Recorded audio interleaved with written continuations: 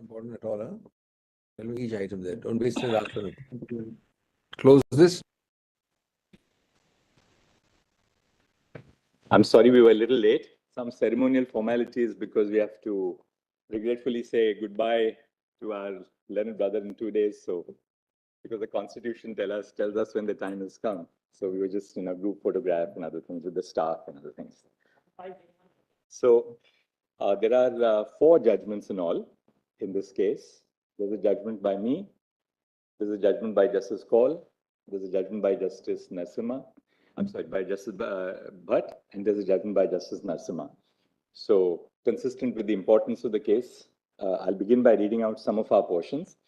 There's a degree of agreement and there's a degree of disagreement on how far one has to go. As I see, the degree of disagreement is on how far we have to go. But I'll read out my judgment, then I'll request Justice Kaul to, I shouldn't say I'll read out my judgment, I'll read out parts of the judgment which are relevant.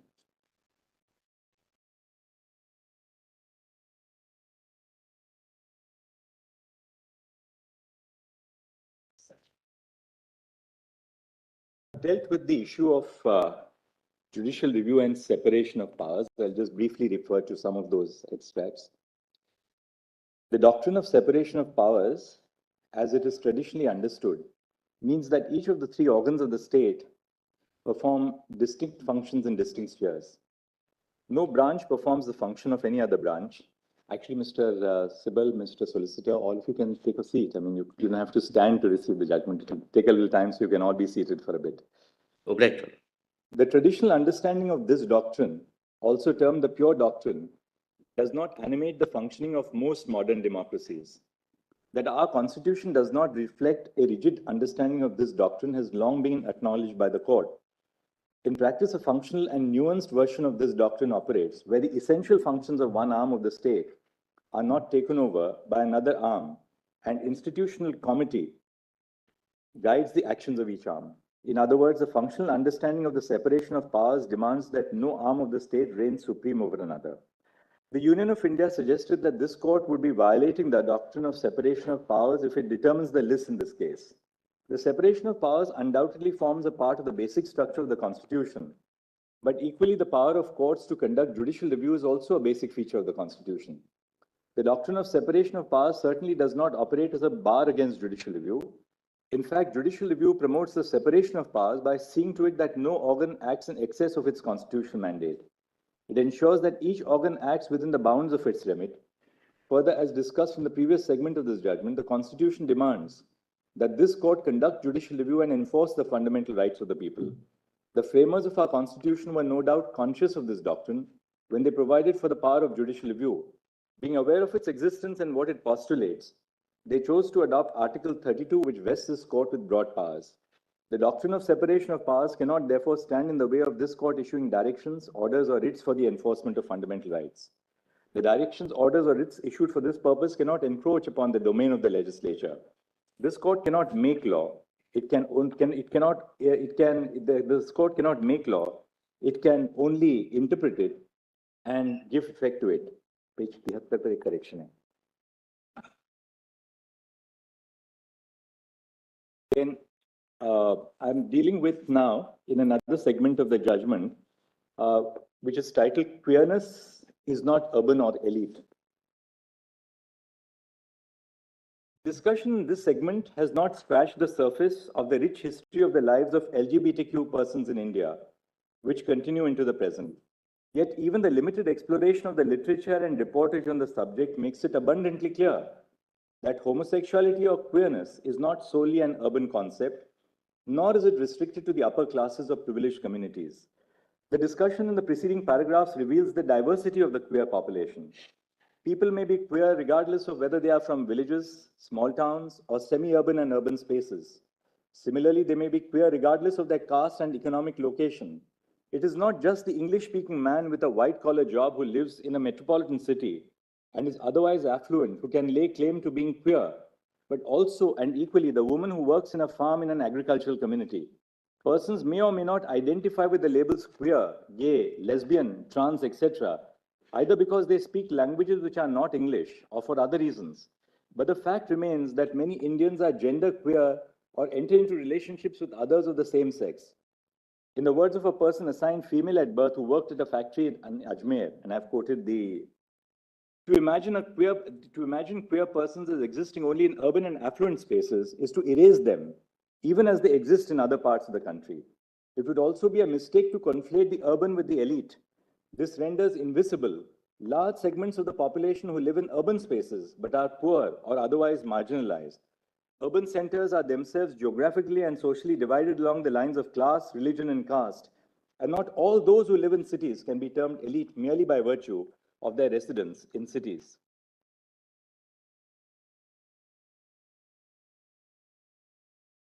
This walk through history is not an attempt by this court to take on the mantle of historians. The discussion demonstrates that the institution of marriage has not remained static or stagnant. To the contrary, it is change which characterizes the institution. All social institutions transmogrify with time, and marriage is no exception. From sati and widow remarriage to child marriage and intercaste or interfaith marriages, marriage has metamorphosed. The institution as we know it today would perhaps be unrecognizable to our ancestors from 200 years ago. Despite vehement opposition to any departure from practice, the institution of marriage has changed. This is an incontrovertible truth. Here it is also important to take note of the fact that these changes were brought about largely by acts of parliament or the legislatures of the states. While the passage of many laws was preceded by significant social activism, it was the legislature which ultimately responded to the call for change. Even as parliament and in some cases the courts expand the liberties of the people to conduct their lives in a manner they see fit in accordance with law, many sections of society remain opposed to these changes. Regardless of such opposition, the institution of marriage has undergone a sea change. It is therefore incorrect to characterize marriage as a static, stagnant, or unchanging institution. Fundamental rights are not merely a restraint on the power of the state, but provisions which promote and safeguard the interests of the citizens. They require the state to restrain its exercise of power and create conducive conditions for the exercise of rights. If such a positive obligation is not read into the state's power, then the rights which are guaranteed by the Constitution would become a dead letter.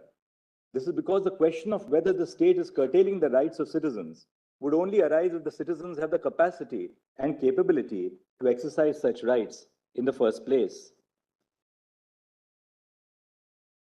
The withdrawal of the state from the domestic space leaves the disadvantaged party unprotected, since classifying certain actions as being private has different connotations for those with and without power. In the case of personal relationships which are characterized by inequality, the actions of the more powerful person gains immunity from scrutiny and a degree of legitimacy. Thus, all activities in the private space dealing with intimate choices must not readily and blindly be categorized to be beyond the scope of the state's regulation. The state must assess if its interest in democratizing the private space overrides the interests of privacy in a given situation. In pursuance of the power conferred by Articles 245 and 246, read with entry 5 of the concurrent list, Parliament has enacted laws creating and regulating socio-legal institution of marriage. The state legislatures have made amendments to such laws with the assent of the President, since the subject of marriage is in the concurrent list. The petitioners seek that the court recognize the right to marry as a fundamental right. As explained above, this would mean that even if Parliament and the state legislatures have not created an institution of marriage in exercise of their powers under entry 5 of the concurrent list, they would be obligated to create an institution because of the positive postulate encompassed in the right to marry. This argument cannot be accepted. As explained in the previous section, the state through the instrument of law characterizes marriage with two constituent elements, the expressive component and the material component. Marriage may not have attained the social and legal significance it currently has if the state had not regulated through law. Thus, while marriage is not fundamental in itself, it may have attained significance because of the benefits which are realized through regulation.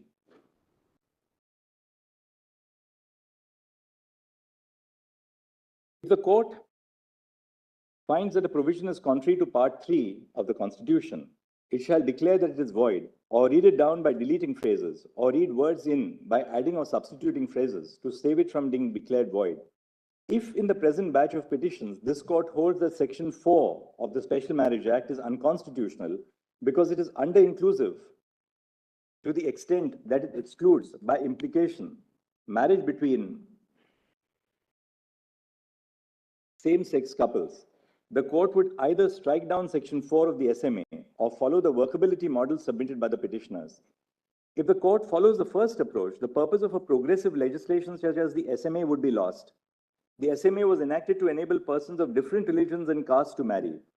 If the SMA is held void for excluding same-sex couples, it would take India back to the pre-independence era, where two persons of different religions and castes were unable to celebrate love in the form of marriage.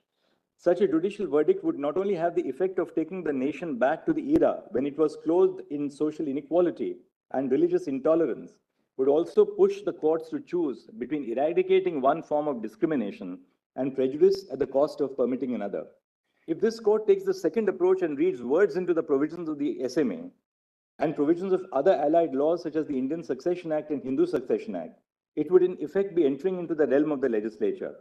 The submissions of the petitioners indicate that this court would be required to extensively read words into numerous provisions of the Special Marriage Act and other allied laws.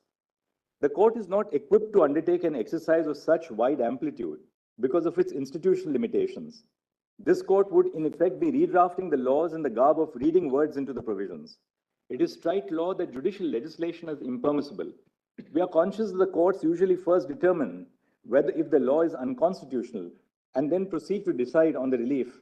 However, in this case, an exercise to determine whether the SMA is unconstitutional because of under-inclusiveness would be futile because of the limitations of this court's power to grant a remedy. Whether a change should be brought into the legislative regime of the SMA is for Parliament to determine. Parliament has access to varied sources of information and represents in itself a diversity of viewpoints in the polity. The court, in the exercise of the power of judicial review, must be careful not to tread into the legislative domain. It is clarified that this court has not adjudicated upon the validity of any laws other than the SMA, the FMA, the adoption regulations, and the CARA circular. Page 153 पे correction था.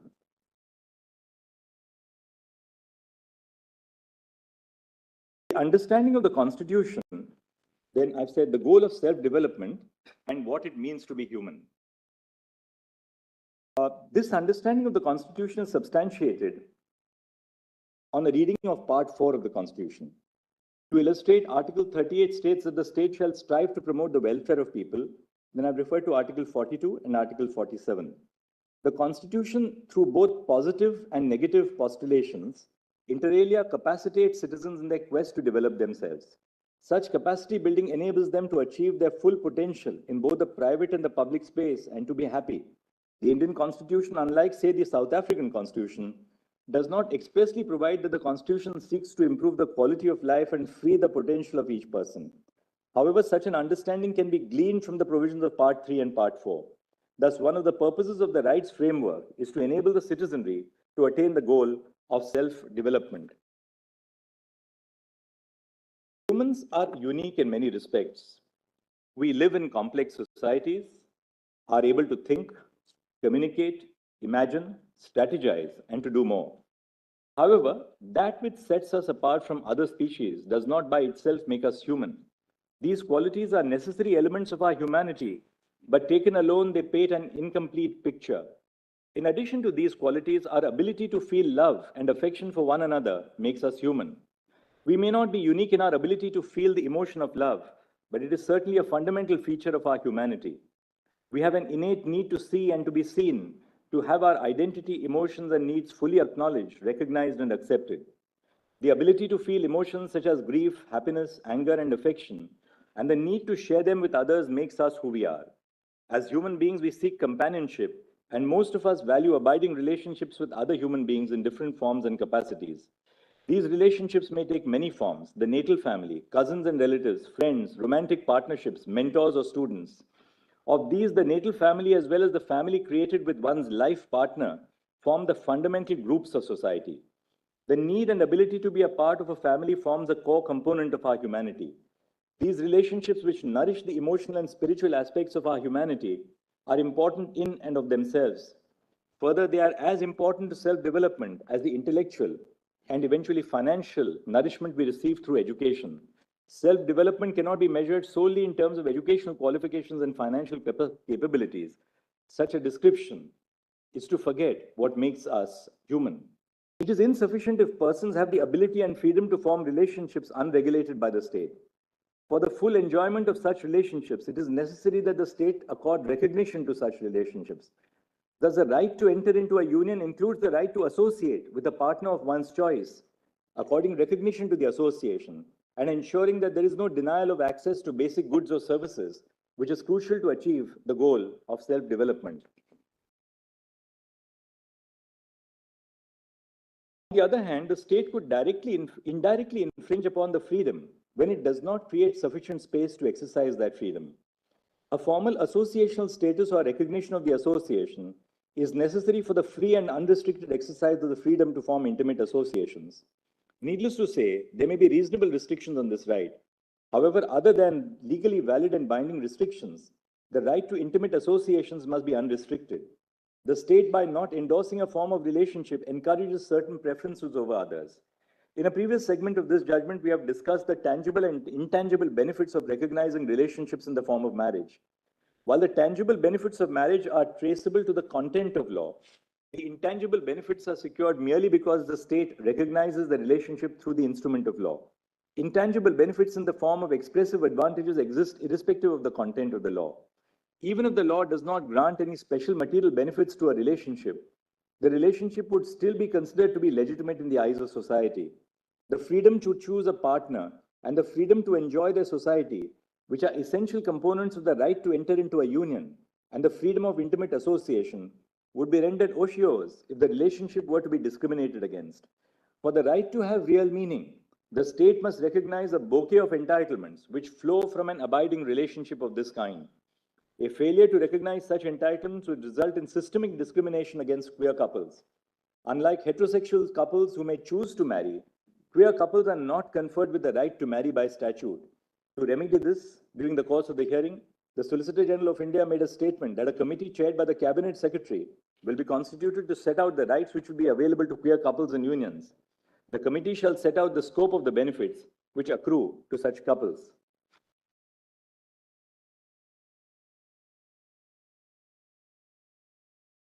I've traced the right to form unions through a variety of provisions of the Constitution, and I'll refer to Article 19(1)(e) among other things.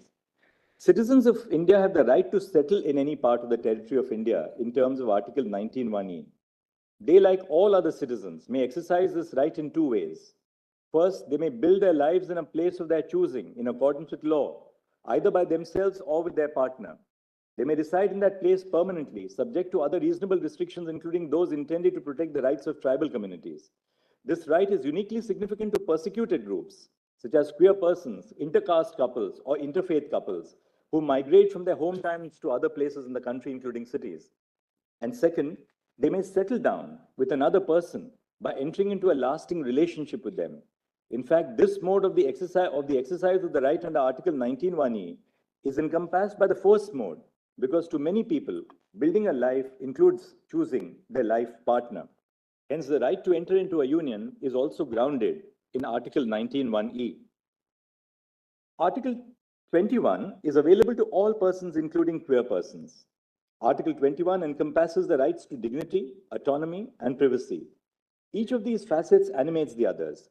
It is not possible to speak of the right to enter into a union without also speaking of the right to intimacy, which emanates from these rights.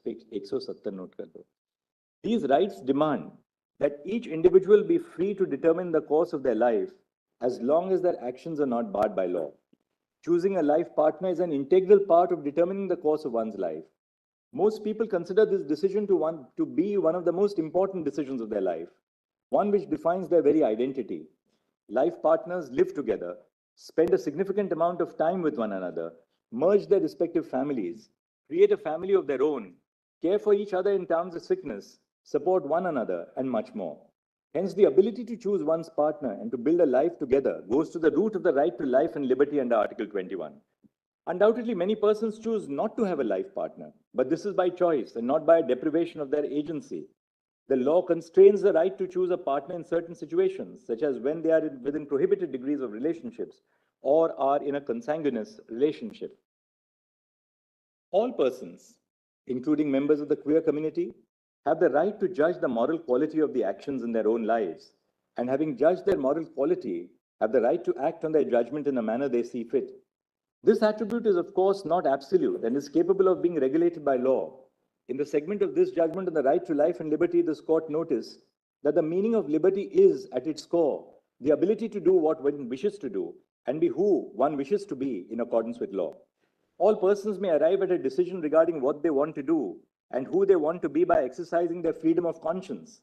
They may apply their sense of right and wrong to their lives and live as they desire in accordance with law.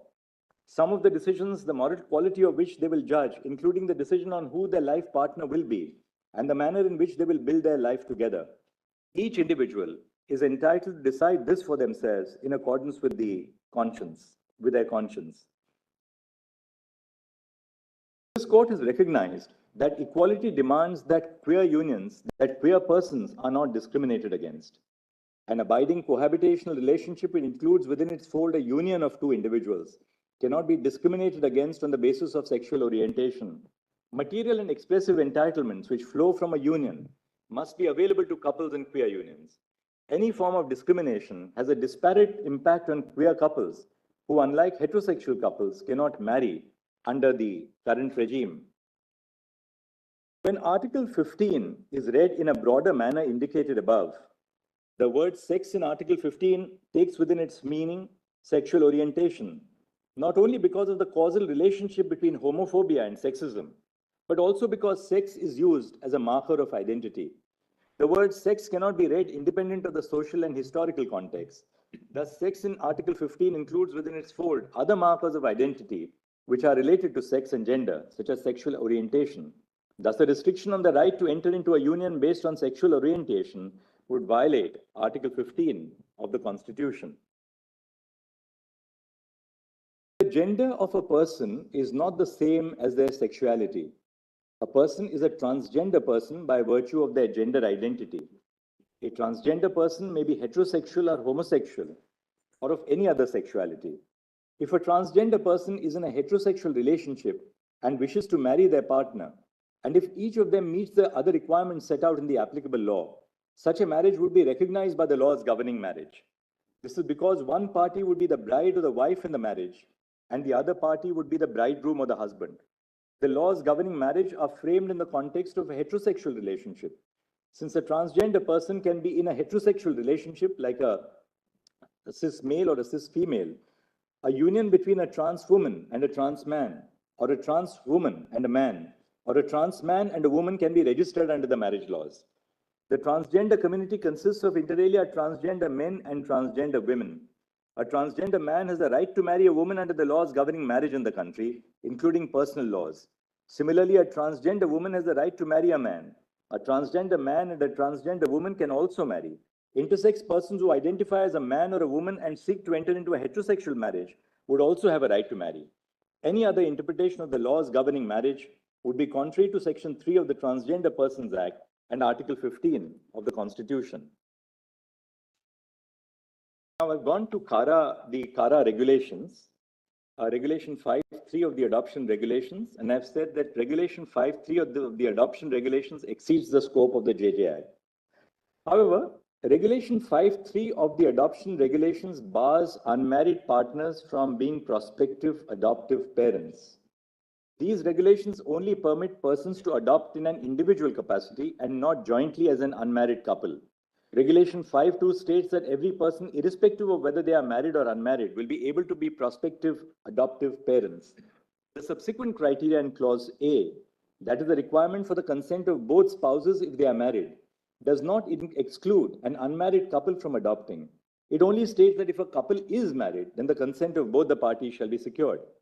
However, Regulation 5.3 in express terms excludes unmarried couples from adopting by prescribing the condition that the couple must have been in 2 years of a stable marital relationship. Page 210. As observed in the previous paragraph, the Juvenile Justice Act does not preclude unmarried couples from adopting. Though Section 57 of the Act grants CARA the power to prescribe additional criteria, the criteria must not exceed the scope of the legislative policy. Neither the general principles guiding the JJ Act nor Section 57 in particular preclude unmarried couples from adopting a child. In fact, all the other criteria ensure the child's best interest. The Union of India has not proved that precluding unmarried couples from adopting a child, even though the same people are eligible to adopt in their individual capacity, is in the child's best interest. Thus, CARA has exceeded its authority by prescribing an additional condition by way of Regulation 5.3, which is contrary to the tenor of the Juvenile Justice Act and Section 57 in particular. Adoption regulations use marriage as a yardstick to classify couples. There is an intelligible differentia in using marriage as an indicator to classify couples in the sense that married couples can easily be distinguished from unmarried couples. However, the differentia does not have a rational nexus with the object sought to be achieved by the CARA regulations, which is to ensure that the best interest of the child is protected. Placing a child in a stable family is undoubtedly in pursuance of a child's interest. However, the respondents have not placed any data on the record to support their claim that only married relationships can provide stability. It is true that separating from a married partner is a cumbersome process when compared to separating from a partner with whom a person is in a live-in relationship. This is because separation from a married partner is regulated by the law, while live-in relationships are unregulated by law, other than for the limited purposes of domestic violence. For instance, the law deters a person from securing a divorce immediately by prescribing conditions such as a 6-month waiting period after a petition for divorce by mutual consent is filed. Merely because a marriage is regulated by the law, it cannot be assumed that marriage alone or that every marriage accords stability to a relationship. Similarly, it cannot also be inferred that the couples who are not in a married relationships are not serious about the relationship. The stability of the household depends on various factors, such as the effort and involvement of the partners in establishing and running a household, creating a safe space at home, creating a healthy work-life balance, and a household where mental, physical, and emotional violence is not inflicted on one another. There is no single form of a stable household. There is no material on the record to prove the claim that only a married heterosexual couple would be able to provide stability to the child. In fact, this court has already recognized the pluralistic values of our Constitution, which guarantee a right to different forms of association. Regulation 5.3, though facially neutral, indirectly discriminates against atypical unions, such as the relationship between non-heterosexual partners, which have not been recognized by the state. Queer marriages have not been recognized by the state, and queer persons in atypical unions cannot yet enter into a marriage which is recognized by the state. Though the additional criteria prescribed by the adoption regulations would also affect a heterosexual person's eligibility to adopt a child, it would disproportionately affect non-heterosexual couples. This is because the state has not conferred legal recognition to unions between queer persons in the form of marriage. Consequently, an unmarried heterosexual couple who wishes to adopt a child has the adoption of marrying to meet the eligibility criteria for adoption. However, this option is not available to queer couples. When Regulation 5.3 is understood in the light of this position, a queer person who is in a relationship can only adopt in an individual capacity. This exclusion has the effect of reinforcing the disadvantage already faced by the queer community. The law cannot make an assumption about good and bad parenting based on the sexuality of individuals. Such an assumption perpetuates a stereotype based on sexuality that only heterosexuals are good parents and all other parents are bad parents, which is prohibited by Article 15. This assumption is not different from the assumption that individuals of a certain class or caste or religion are better parents. In view of the above observations, the adoption regulation is violative of Article 15 for discriminating against the queer community. According to the adoption regulations, unmarried couples cannot jointly adopt a child. Though the additional criteria prescribed by the CARA circular would also affect a heterosexual person's eligibility to adopt a child, it would disproportionately affect non-heterosexual couples. This is because the state has not conferred legal recognition to the unions between queer persons in the form of marriage. Consequently, an unmarried heterosexual couple who wishes to adopt a child has the option of marrying to meet the eligibility criteria for adoption. However, this is not an option for queer couples. When the CARA circular is read in the light of this legal position, a person of the queer community would be forced to choose between their wish to be an adoptive parent and their desire to enter into a partnership with a person they feel love and affinity with. This exclusion has the effect of reinforcing the disadvantage already faced by the queer community. For these reasons and the reasons recorded in section D so and so, the CARA circular is violative of Article 15 of the Constitution.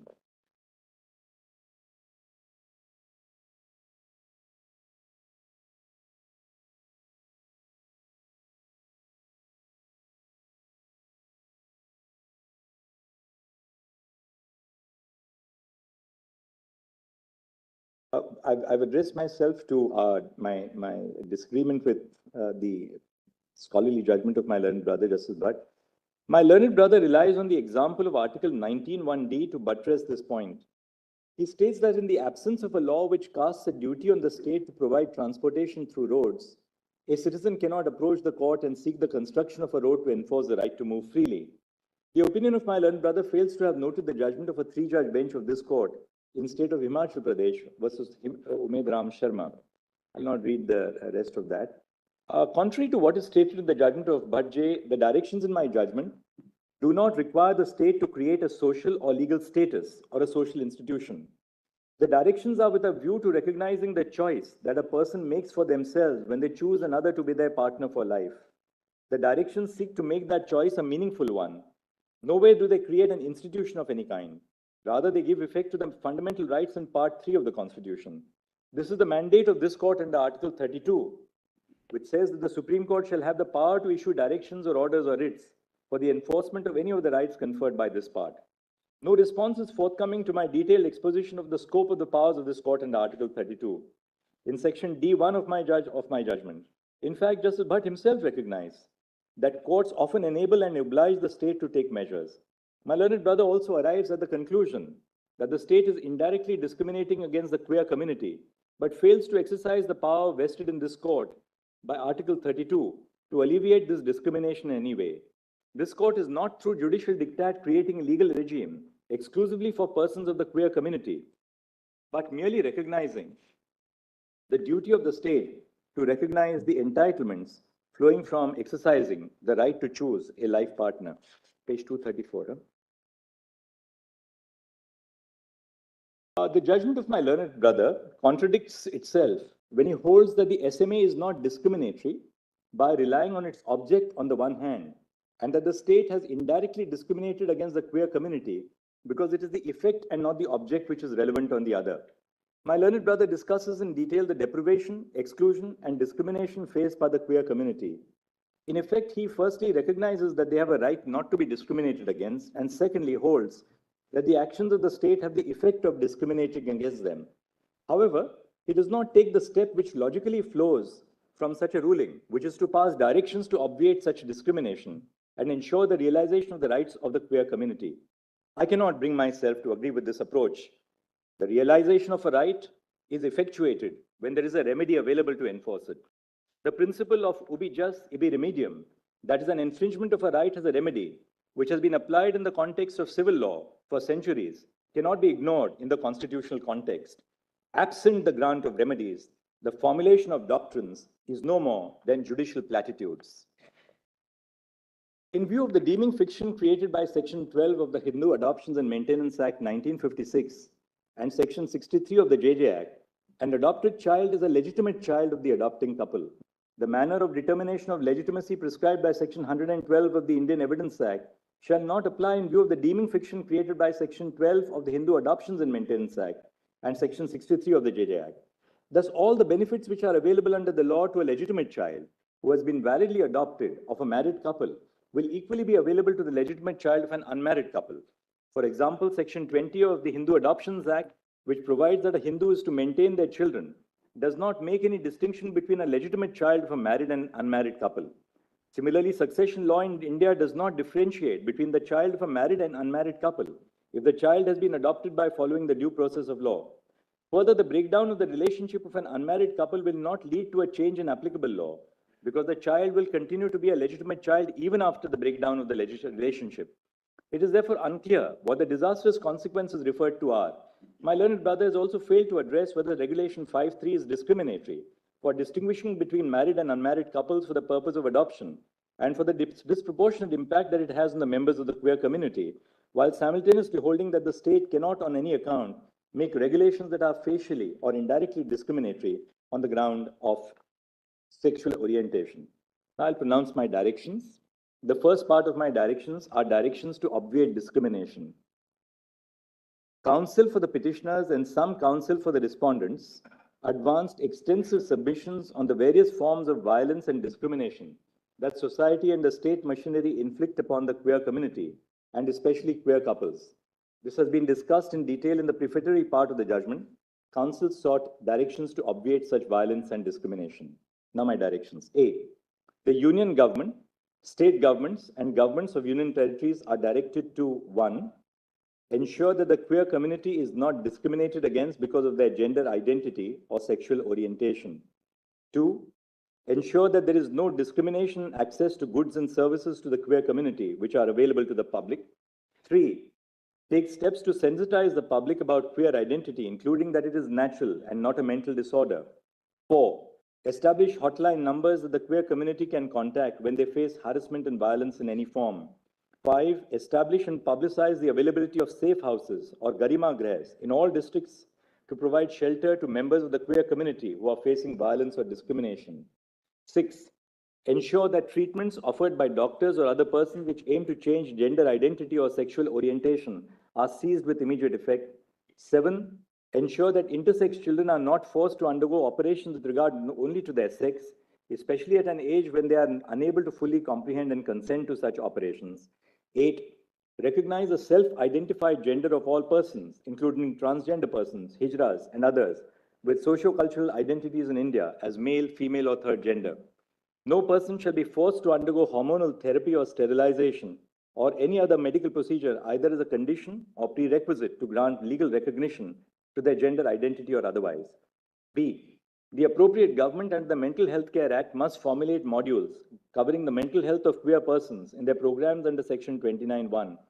Programs to reduce suicides and attempted suicides envisaged by Section 29(2) must include provisions which tackle queer identity. C. The following directions are issued to the police machinery. 1.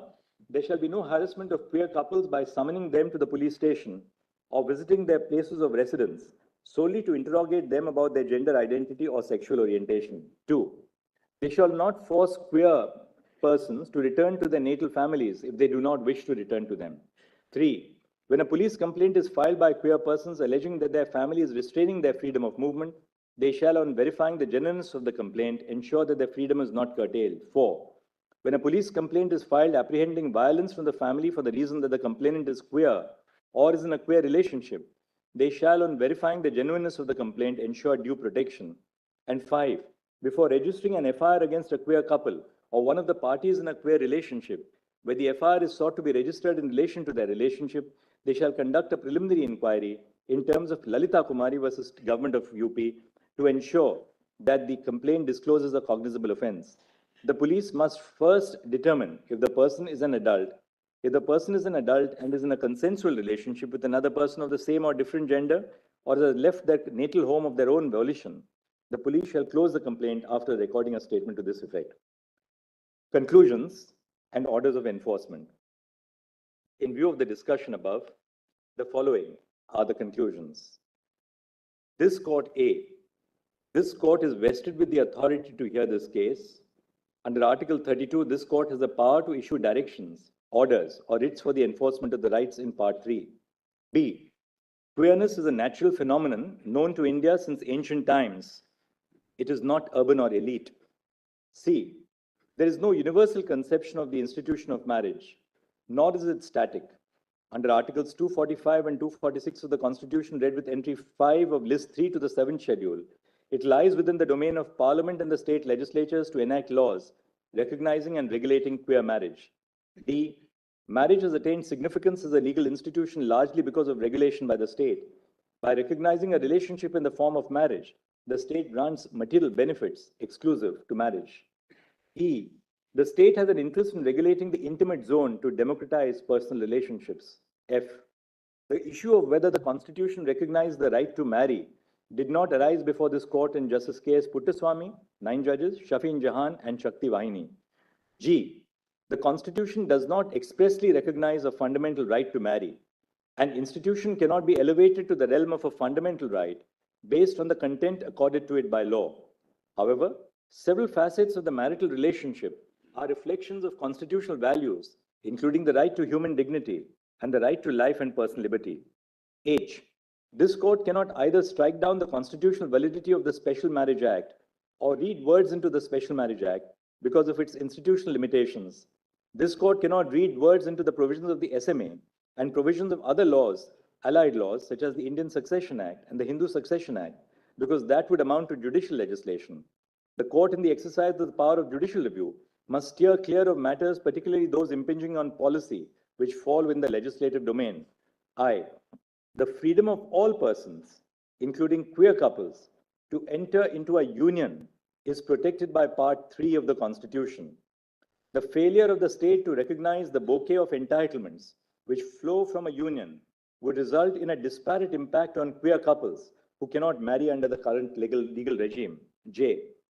In Article 15.1, the word sex must be read to include sexual orientation, not only because of the causal relationship between homophobia and sexism, but also because the word sex is used as a marker of identity, which cannot be read independent of the social and historical context. K. The right to enter into a union cannot be restricted based on sexual orientation. Such a restriction will be violative of Article 15. Thus, this freedom is available to all persons, regardless of gender identity or sexual orientation. L. The decisions in Navtej and Justice K.S. Puttaswamy, 9 judges, recognize the right of queer couples to exercise the choice to enter into a union. This relationship is protected from external threat. Discrimination on the basis of sexual orientation will violate Article 15. M. Transgender persons in heterosexual relationships have the right to marry under existing law, including personal laws which regulate marriage. N. Intersex persons who identify as either male or female have the right to marry under existing law, including personal laws which regulate marriage. O. The state must enable the LGBTQ community to exercise its rights under the Constitution. Queer persons have the right to freedom from coercion from their natal families, agencies of the states, including the police and other persons. P. Unmarried couples, including queer couples, can jointly adopt a child. Regulation 5.3 of the Adoption Regulations is ultra vires the Juvenile Justice Act, Articles 14 and 15. Regulation 5.3 is read down to exclude the word marital. The reference to a couple in Regulation 5 includes both married and unmarried couples as well as queer couples. The principle in Regulation 5.2a that the consent of spouses in a marriage must be obtained if they wish to adopt a child together is equally applicable to unmarried couples who seek to jointly adopt a child. However, while framing regulations, the state may impose conditions which will subserve the best interest and welfare of the child in terms of the exposition in this judgment. Q. In view of the interpretation of Regulation 5.3 of the adoption regulations, the issue of whether the CARA circular disproportionately impacts the queer community no longer arises. R.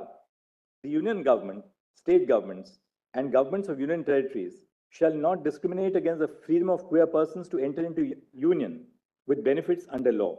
And S. We record the assurance of the Solicitor General that the union government will constitute a committee chaired by the Cabinet Secretary for the purpose of defining and elucidating the scope of the entitlements of queer couples who are in unions. The committee shall include experts with domain knowledge and experience in dealing with the social, psychological, and emotional needs of persons belonging to the queer community, as well as members of the queer community.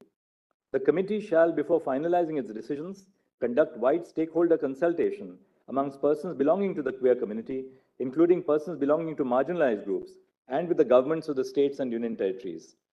The committee shall, in terms of the exposition in this judgment, consider the following. 1. Enabling partners in a queer relationship, A, to be treated as a part of the same family for the purposes of a ration card, and B, to have the facility of a joint bank account with the option to name the partner as a nominee in case of death. 2. In terms of the decision in Common Cause versus Union of India, as modified by Common Cause versus Union of India 2, medical practitioners have a duty to consult family or next of kin or next friend in the event of patients who are terminally ill and have not executed an advance directive. Parties in a union may be considered family for this purpose. 3. Jail visitation rights and the right to access the body of the deceased partner and arrange the last rites. And 4.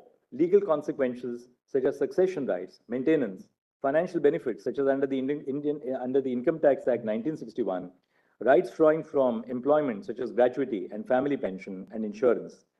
The report of the committee chaired by the Cabinet Secretary shall be implemented at the administrative level by the union government and the governments of the states and the union territories.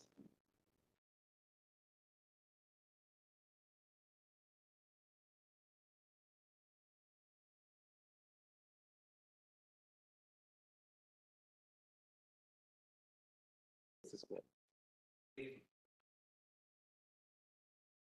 I've had the benefit of the exhaustive and erudite judgment of Chief Justice Chandrachud, which enumerates the prevalence of these relationships in history, the constitutional recognition of the rights to form union, in other words, what I categorize as civil unions, and the necessity of laying down guidelines to protect the non-heterosexual unions. In a way, this is a step forward from the decriminalization of private consensual sexual activities. However, the subject matter itself persuades me to pen down a few words while broadly agreeing with my brother's judgment. I've dealt with the historical prevalence of non-heterosexual unions. I've said that it is no longer res integra, that the duty of a constitutional court is to uphold the rights enshrined in the Constitution and not to be swayed by a majoritarian tendency or popular perceptions. This court has always been guided by constitutional morality and not by social morality. Pluralistic social fabrics has been an integral part of the Indian culture. I have referred to some observations from the Rig Veda and the Somdas Satya Sarigra. And then I've said the significant aspect is that the same-sex union were recognized in antiquity not simply as unions that facilitate sexual activity, but as relationships that foster love, emotional support, and mutual care. I've referred to some traditions in the Sufi traditions. Then I've said the marriage as an institution developed historically and served various social functions. It was only later in its long history that it came to be legally recognized and codified. However, these laws regulated only one type of social historical union, that is the heterosexual union. It would thus be misconceived to claim that non-heterosexual unions are only a facet of modern social milieu. The objective of penning down this section is to provide perspective on the existence of non-heterosexual unions, despite continued effort towards their erasure by heteronormity of majority. The non-heterosexual unions are entitled to protection under a constitutional scheme. I have referred to the necessity of recognizing what I have categorized as civil unions. The judgment of the Chief Justice notes the right to form union is a feature of Article 19 and 21. Therefore, the principle of equality enumerated under Article 14 and 50 demand this right to be available to all regardless of sexual orientation and gender. Having recognized this right, this court has taken on board the statement of the learned Solicitor General to constitute a committee to set out the scope of the benefits available to such union. I agree with the Honorable Chief Justice. I have referred to the Special Marriage Act and discussed the statement, object, and reason therefore. From the above, the SMA postulates a special form of marriage available to any person in India, irrespective of faith. Therefore, SMA provides a secular framework for solemnization and registration of marriage. It is here that I respectfully disagree with my brother Justice Bhat that the sole intention of SMA was to enable marriage of heterosexual couples exclusively. To my mind, the stated objective of SMA was not to regulate marriages on the basis of sexual orientation. This cannot be so, as it would amount to conflating the differentia with the objective of the statutes. Although substantive provisions of SMA confer benefits only on heterosexual relationships, this does not automatically reflect the objective of the statutes. I have said if the intent of the SMA was to facilitate interfaith marriages, then there would be no rational nexus with the classification it makes of excluding not heterosexual relationships. Then I've referred to the regulation of only heterosexual marriages would not be legitimate state objective, more so in cases where ex officio protected categories under Article 15(1) of the Constitution. However, I recognize, therefore, I have said that if this was so, the SMA would be violative of Article 14. However, I recognize that there are multifarious interpretative difficulties in reading the SMA to include marriage between non-heterosexual relationships. These have been enumerated in a significant detail in the opinions of both the Honorable Chief Justice and Justice Bhat.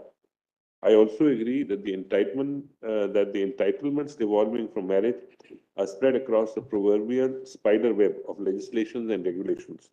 As rightly pointed out by the learned Solicitor General, tinkering with the scope of marriage under SMA Act can have a cascading effect across these disparate laws.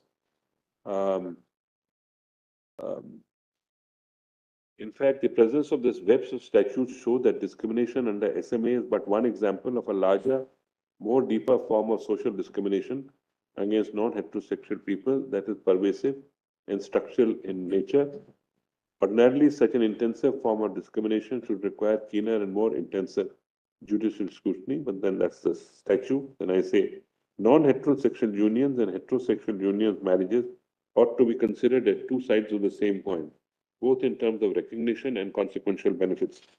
The only deficiency at present is the absence of a suitable regulatory framework for such unions. I refer to Navtej's view. I believe this movement presents an opportunity of reckoning with this historical injustice and casts a collective duty upon all constitutional institutions to take affirmative steps to remedy the discrimination.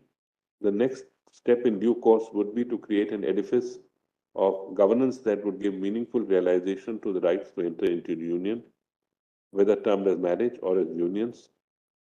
Then I refer to the interpreting statutes using constitutional principles. As noted above, the benefits pertaining to marriage are spread across several incidental legislation and regulations. These statutes presently do not explicitly extend to civil unions. However, now that we have recognized the right to enter into civil union, such statutes must be read in a manner to give effect to this right, together with the principles of equality and non-discrimination under Article 14 and 15. In other words, statutory interpretations must be in consonance with constitutional principles that are enumerated by this court. Needless to say, this should not detract from the committee's task of ironing out the nitty-gritties of the entitlement of civil union. This exercise is necessary to foster a greater coherence within the legal system as a whole, both intercede the statutes and between statutes and the Constitution. I refer to some views from how the German courts and the South African courts have dealt with these issues. Then I've referred to the interpretation on issue of public policy. I've said this technique of reading constitutional values should be used harmoniously with other canons of statutory interpretation. I've gone on to the need for anti-discrimination law. I wholeheartedly in agreement with the opinion of Honorable Chief Justice that there is need for separate anti-discrimination law, which inter alia prohibits discrimination on the basis of sexual presentation. Presently, there are several laws that have anti-discrimination aspects. However, they are fragmented and may fail to capture the multitudinous forms of discrimination. Another compelling reason for a law that places a horizontal duty of anti-discrimination is provided by the spirit of Article 15, which prohibits discrimination both by the state and private actors. My suggestions for anti-discrimination law are as follows. First, such law should recognize discrimination in an intersectional manner. This is to say, in assessing any instance of discrimination, the court cannot confine itself to a singular form of discrimination. Instead, discrimination must be looked at as a confluence of factors, as identities and individual instances of oppression that intersect and create a distinct form of disadvantage. Discrimination laws can only be effective if they address the types of inequalities that have developed in a given society. Refer to the equal rights to equal love. The principle of equality mandates the non-heterosexual unions are not excluded from the mainstream of socio-political framework. However, the next step would be to examine the framework itself. I believe the recognition of non-heterosexual union can challenge culturally ordained gender roles, even in heterosexual relationships. I've given some examples of it. Need not read it here. You can see it. In a non-heterosexual union, duties, obligations are primarily dictated by cultural ordained gender norms. Legal recognition aids social acceptance, which in turn increases the queer participation in public space. Through the medium of legal recognition, queer persons will have a greater opportunity to be seen and heard in ways not previously possible. Queer expression will help facilitate an expansive social dialogue, cutting across communities and generations. This dialogue will help us reimagine our relationships in a manner that emphasizes the values such as mutual respect, companionship, and empathy. Conclusion. Is this end where we have arrived? The answer must be an emphatic no. Legal recognition of non-heterosexual unions represents a step towards the marriage equality. At the same time, marriage is not an end itself. Our Constitution contemplates a holistic understanding of equality, which applies to all spheres of life. The practice of equality necessitates acceptance and protection of individual choices. The capacity of non-heterosexual couples for love, commitment, and responsibility is no less worthy of regard than the heterosexual couples. Let us preserve this autonomy so long as it does not infringe on the rights of the others. After all, it is my life in the song by Bon Jovi.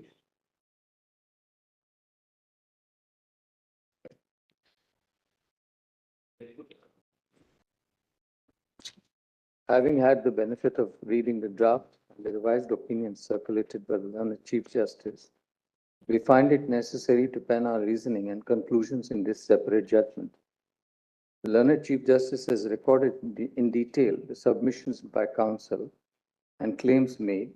They therefore do not require iteration. Similarly, the sections addressing the Union government's preliminary objections, that is the discussion on the court's authority to hear the case and that queerness is a natural phenomenon that is neither urban nor elite, are parts we have no hesitation in agreeing with. However, we do not agree with the conclusions arrived by the learned Chief Justice and the directions issued. We do not agree with certain premises and conclusions that he has recorded. They are, one, that there exists no fundamental. We do agree with the premises and conclusions that he has recorded. They are that there exists no fundamental right to marry under the Constitution, that the Special Marriage Act is neither unconstitutional nor can it be interpreted in such a manner as to enable marriage between queer persons, and that transgender persons in heterosexual relationships have the right to solemnize marriage under the existing legal frameworks. We have briefly highlighted our main points of agreement and reasoned in more detail those aspects with which respectfully we cannot persuade ourselves to concur. We had the benefit of perusing the concurring opinion of Justice Narasimha.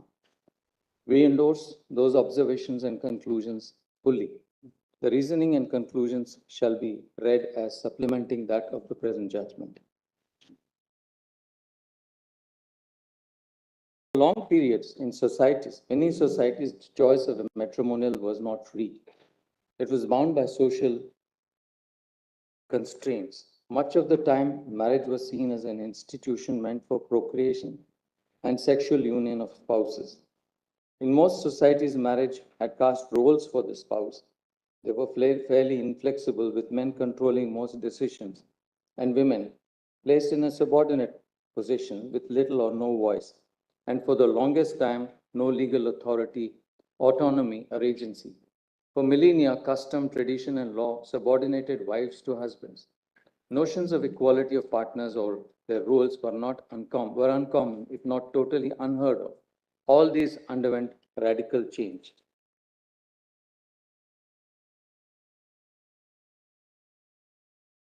Legislative activity is aimed at bringing about gender parity through prohibiting prevailing practices that further inequality and sometimes even criminalize certain customs, resulting in legislations such as Equal Remuneration Act, the Dowry Prohibition Act, introduction of provisions in the criminal law which gave teeth to such provisions, such as Section 498, Section 113A and B of the Evidence Act, etc.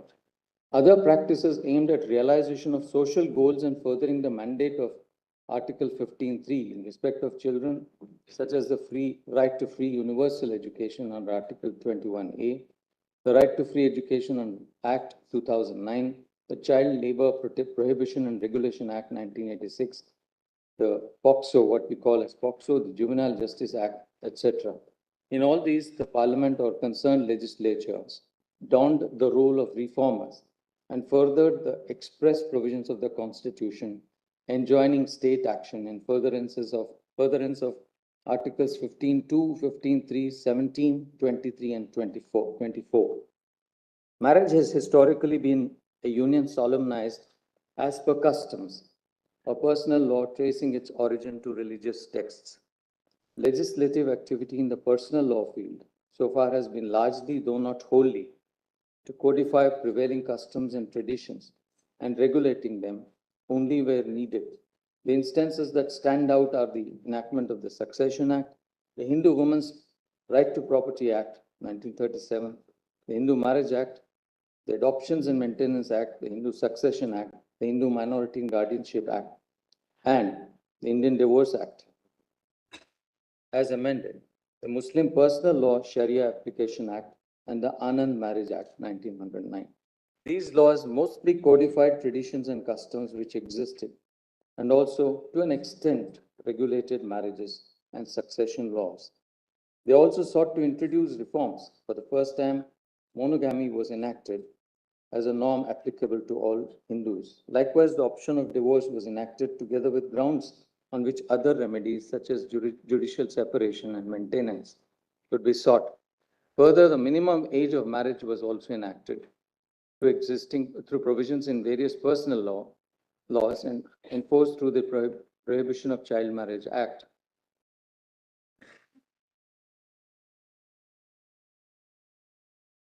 Thus seen that two kinds of legislations have regulated marriage. The first, like SMA, HMA, the Hindu Disabilities Removal Act, and the Hindu Widows Remarriage Act, removed barriers and enabled exercise of meaningful choice, especially to women. The second kind of laws are those which enacted restrictive guidelines, essentially to further an orderly society or to protect women, define minimum age for marriage, child marriage restraint, marriage of individuals within prohibited degrees of relationships, etc. Whereas some restrictions, in a sense, codified and recognized existing customs, such as being enacted by enacting prohibited degrees of relationships, the rule against insanity, rules enabling declaration of nullity or divorce on ground, others were meant to further interests of women and children. Such reforming and codification, however, did not cover the entire field. For instance, in the field of succession and inheritance, the Hindu Succession Act enacts only certain broad features, leaving untouched the rights of various communities and sections of Hindus to work out their rights in succession to joint family and co-parcenary property. And this unwritten codified law is enforced not only in regard to inheritance, but also in the field of taxation. Likewise, the law accommodates and accords primacy to customs. Similarly, also recognizes customary divorce amongst Hindus. Neither the Hindu Marriage Act nor the Hindu Succession Act apply to members of tribal communities. In the latest three-judge bench decision in Revana Siddhappa versus Mallikarjuna, this court clarified that with the enactment of Section 16 of HMA, the legitimacy conferred upon children born of void or voidable marriages would be that they are entitled only to a share in their parents' property, but cannot claim it of their own right, as a consequence of which they cannot seek partition during the lifetime of their parents. The court also held that they cannot claim any rights other than what was expressly provided for. Thus, uncodified law and custom was upheld. The role of the legislature has been to act as a codifier and in many instances not enact or codify existing customs or practices, and wherever necessary intervene in furtherance of Articles 14 and 15(3) to enact laws. Parliament has intervened and facilitated creation of social status, this is marriage through SMA, and enabled the creation of the institution of adoption, which was available amongst only certain communities. These and other legislative interventions are the result of the state interest in reforms or furthering the interests of given communities or persons. For these reasons, we do not particularly subscribe to the characterization of democratizing intimate zones as discussed in the learned Chief Justice's opinion. These outcomes were driven by enacted law. Furthermore, there was state interest which impelled regulation of such relationships, as for instance, ensuring that minimum marriage age for girls. Likewise, there is state interest in regulating what kind of relationships, that is, prohibited degrees of relationship, should be enacted as disqualifications to marriage.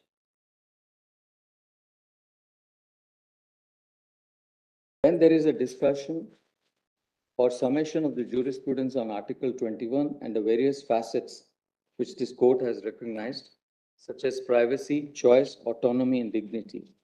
Then we move on.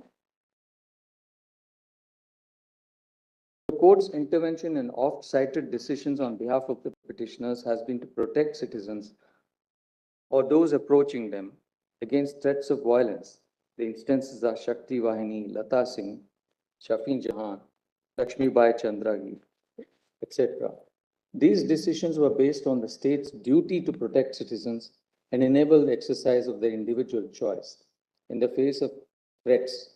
Other decisions, that is Joseph Shine, Navtej, and Independent Thought, were instances where specific provisions that criminalized or made exceptions to criminal behavior were struck down or read down in the enforcement of fundamental rights. That is Articles 14, 15, and 21. Along the way, Puttaswamy articulated the broadest right to privacy, which embraces within its fold the right to exercise one's choice of a life partner and to lead the life free from external barriers. This court has recognized that marriage is a social institution. As elaborated in Part 1, marriage existed and exists historically and chronologically in all of the senses because people married before the rise of the state as a concept. Therefore, marriage as an institution is prior to the state, it precedes it. The status is still not one that is conferred by the state, unlike the license regime in the US. This implies that the marriage structure exists regardless of the state, which can later utilize or accommodate but cannot abolish it. Under this view, terms of a marriage are set to a large extent independently of the state. Its source is external. That source defines the boundaries of marriage. This implies that state power to regulate marriage does not sit easy with the idea of marriage as a fundamental right. In attempting to analyze the claim to fundamental right, there are two primarily competing claims about the nature of marriage. One being that the state should exercise more control over marriage to support traditional purposes and perceptions. This is the quotation. And the other, that each individual should have the right to define marriage for themselves. If indeed there is a right to marry, unless it is elevated to a right akin to Articles 17, 23, and 24, which apply to both state and non-state agencies, and are cast in positive, in fact, emphatic terms, it cannot be operationalized. These provisions most emphatically create positive obligations. Likewise, Articles 15.3, 15.4, 15.6, as well as 16.4, 16.6 highlight state interest in creating conditions to further the goal of non-discrimination. Yet the previous decisions of this court have carefully held such provisions to enable the state and in the sense oblige it to take measures, but ruled out court-mandated policies and laws. In our considered opinion, this is not, however, one such case where the court can make a departure from such a rule and require the state to create social or legal status. What is being asked for by the petitioners is state intervention in enabling marriage between queer or non-heterosexual couples. Civil marriage or recognition of any such relationship with such status cannot exist in the absence of a statute. The demand, hence, is that of a right of access to a publicly created and administered institution. There is a paradox here or a contradiction which runs to the root of the issue and weighs on this court's mind heavily, in that the creation of the institution here depends on state action, which is sought to be compelled through the agency of this court.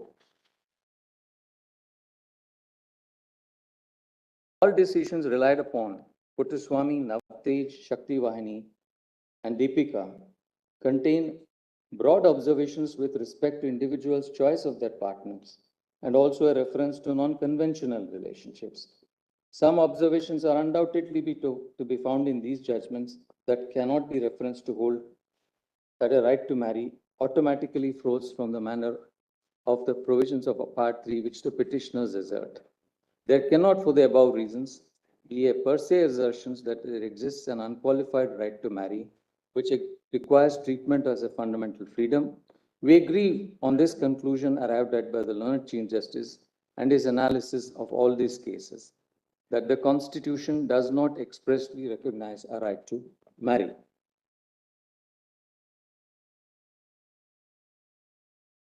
While we agree that there is a right which we characterize as a right to a relationship, which is recognized in Navtej that the queer couples and other relationships of that kind can have a union. We characterize it as a right to relationship to avoid confusion. We squarely recognize that it falls within Article 21, as already recognized in these cases. The right to relationship here includes the right to choose a partner, to cohabit and enjoy physical intimacy with them, to live the way they wish to, and the other rights that flow from the right to privacy, autonomy, and dignity. They are, like all citizens, entitled to live freely and express this choice undisturbed in society. Whenever the right to enjoyment of such relationship is under threat of violence or coercion, the state is bound to extend necessary protection. That is the natural consequence of this court's judgments in Navtej, Puttaswamy, etc. If it is agreed that marriage is a social institution with which the state is unconcerned, except to the limited state interest in regulating some aspects of it, does it follow that any section of the society, leaving aside the issue of rights of non-heterosexual couples, which wishes for the creation of a like social institution, or even an entry into a zone which is not popular or otherwise does not fall within the institution of marriage, can seek relief of its creation by court intervention?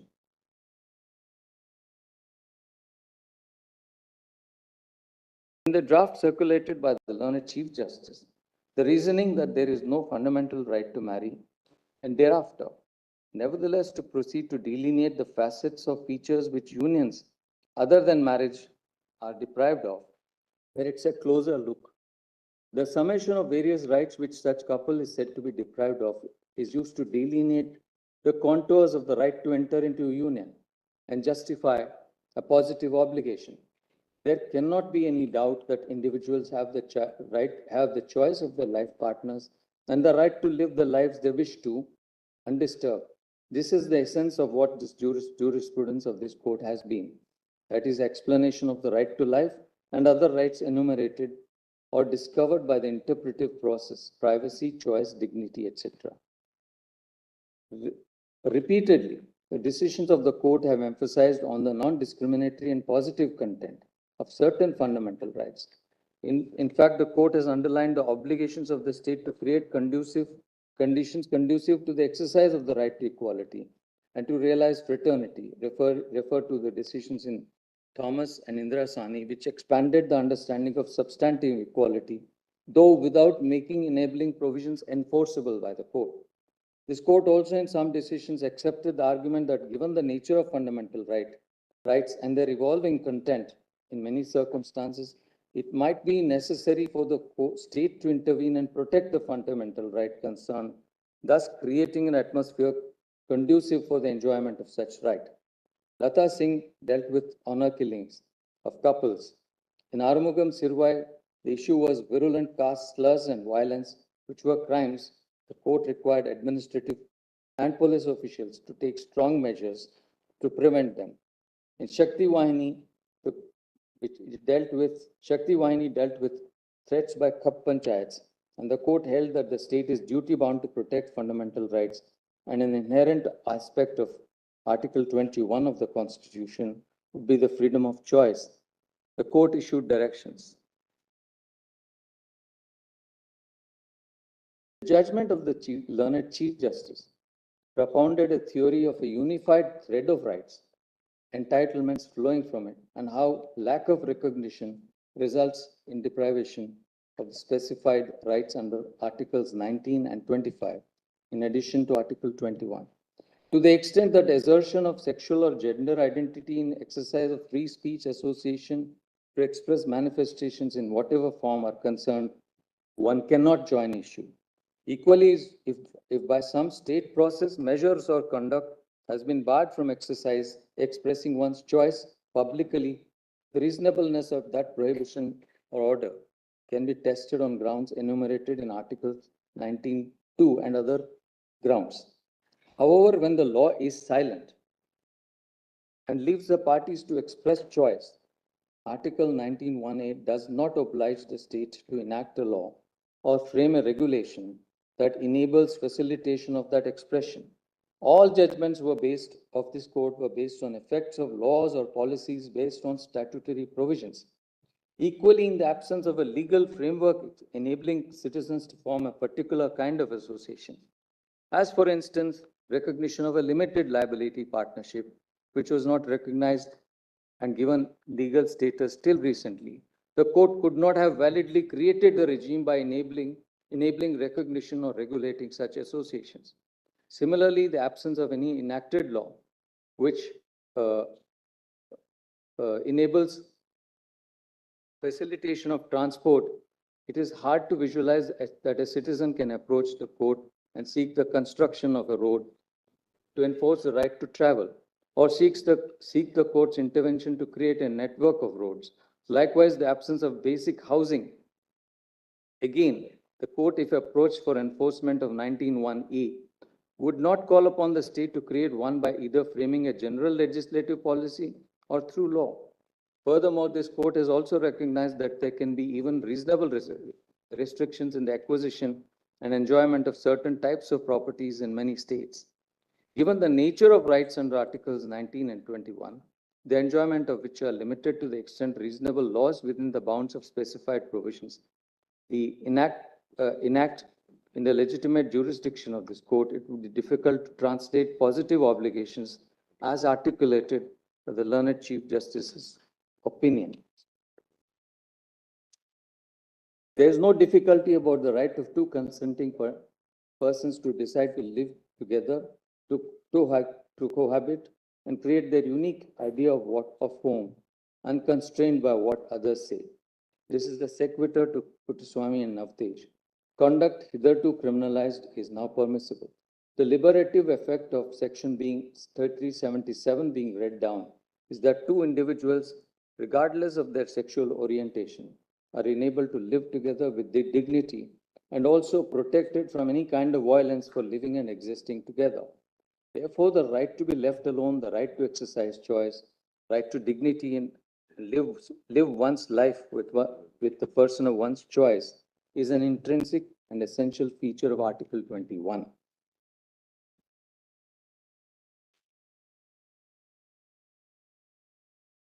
Even if we want to, for argument's sake, recognize an entitlement under the Constitution to enter into an abiding cohabitational relationship or union, in our opinion, it cannot follow to a claim for an institution. There are almost intractable difficulties in creating, through judicial orders or diktat, a civil right to marry or a civil union, no less of the kind that is sought by the petitioners. Ordering a social institution or rearranging existing social structures by creating an entirely new kind of parallel framework for queer couples would require conception of an entirely different code, a new universe of rights and obligations. This will entail fashioning a regime of state registration of marriage between queer couples, the conditions for a valid and matrimonial relationship amongst them, spelling out eligibility conditions such as minimum age, relationships which fall within prohibited degrees, grounds for divorce, right to maintenance, alimony, etc. The learned chief, as a result, with due respect, we are unable to agree with the conclusions of the learned Chief Justice with respect to tracing the right to enter into or form unions from the right of freedom of speech and expression, the right to form associations, along with right to any other corresponding positive obligation. It is reiterated that all queer couples have the right to relationship and choice of partner, right of cohabitation as an integral part of choice linked to their privacy and dignity. Any further discussion on the rights which consenting partners may exercise is unnecessary. No one has contested that two queer couples have the rights enumerated under Articles 19(1)(a), C, and D, or even the right to conscience under Article 25. The elaboration of these rights to say that the exercise of choice to such relationships renders these meaningful, and that the state is obligated to recognize a bouquet of entitlements which flow from such abiding relationship of this kind is not called for. We therefore respectfully disagree with that part of the learned Chief Justice's reasoning, which forms the basis for some of the final conclusions and directions recorded in his judgment.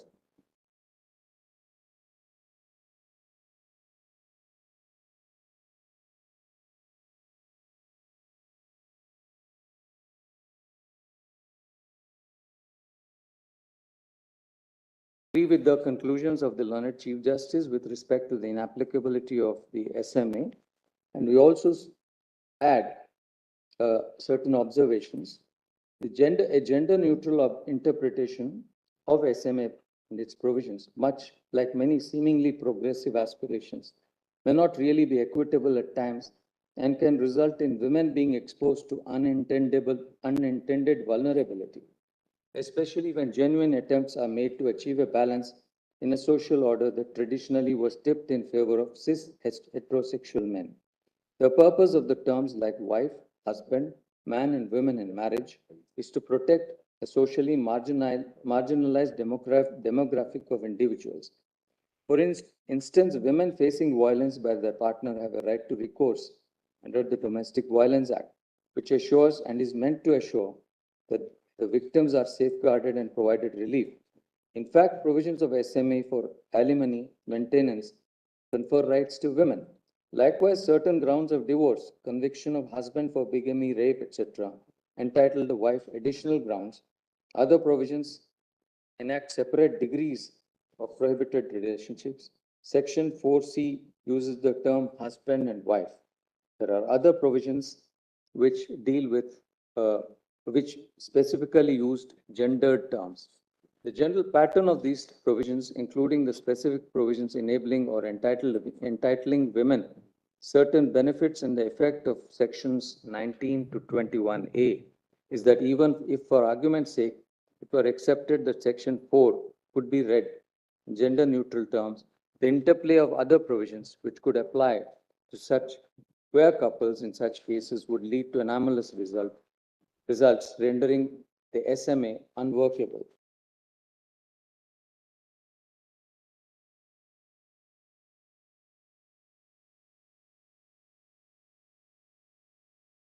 It is important. Now there's a section that deals with the discriminatory impact on queer couples. It is important to recognize that while the state ipso facto may have no role in the choice of two free-willed individuals to marry, it's characterizing marriage for various collateral and intersectional purposes, such as permanent and binding legal relationships, recognized as such between heterosexual couples only, and no other impacts queer couples adversely. The intention of the state in framing the regulations or laws is to confer benefits to families or individuals who are married. This has the result of adversely impacting the queer couples. By recognizing heterosexual couples union and cohabitation as marriages in various laws and regulations, as in employment or nominations in pension, provident fund, gratuity, life and personal accident insurance policies, for credit, particularly joint loans to both spouses, based on their total earning capacity, for purposes of receiving compensation in the event of fatal accidents, to name a few, and not providing for non-heterosexual couples results in their exclusion. The individual earned benefits by each partner or both collectively, which would be available to family members, such as employee state insurance benefits in the event of injury of an earning partner, provident fund, compensation, medical benefits, etc., are examples of what the injured or deceased partner, by dint of her or his work, became entitled to, or the members of her family became entitled to. The denial of these and inability of the earning partner in a queer relationship, therefore, has an adverse discriminatory impact. The state may not intend the discrimination or exclusion in the conferment of such benefits or social welfare measure. Yet the framework of these policies expressed in favor of those matrimonial relationships results in denial of entitlements despite the professional abilities and contributions which the individual might make to society. The objective of many of these laws or schemes is to confer or provide entitlements based on individual earning and contribution. For example, Provident Fund is payable due to the employee's personal contribution and status as employee. Similarly, objective entitlement of benefits of employees' state insurance, etc., flow from individual status, work, and effort. Major part of these benefits, or all of them, flow in the event of certain eventualities such as fatal accident or death. The design of these statutes and schemes is to enable both the concerned subscriber or the employee to receive them, or in an unforeseen event such as death, for his dependents to receive them. The restrictive way in which dependent or nominee excludes their enjoyment to the intended beneficiary. Addressing all these aspects and concerns means considering a range of policy choices and involving multiplicity of legislative architecture governing the regulations guided by diverse interests and concerns, many of them possibly coalescing. On 3rd of May 2023, during the course of the hearing, the learned Solicitor General, upon instructions, had expressed the Union's position that a high-powered committee headed by the Union Cabinet Secretary would be formed to undertake a comprehensive examination to consider such impacts and make suitable recommendations in that regard. So we proceed to agree with the learned Chief Justice's conclusions with regard to the right of transgender persons in heterosexual relations to marry under existing laws. On the issue of adoption, we express our disagreement and voice our concerns in the following manner.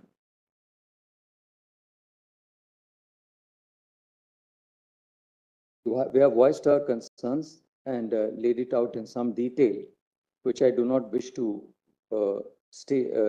read. This is not to say that unmarried couples, whether queer or heterosexuals, are not capable or suitable to be adoptive parents. However, once the law permits, as it has done, adoption by both single individuals, the likelihood of their joining and cohabiting cannot be ruled out. In such event, de facto family unit can and does come about.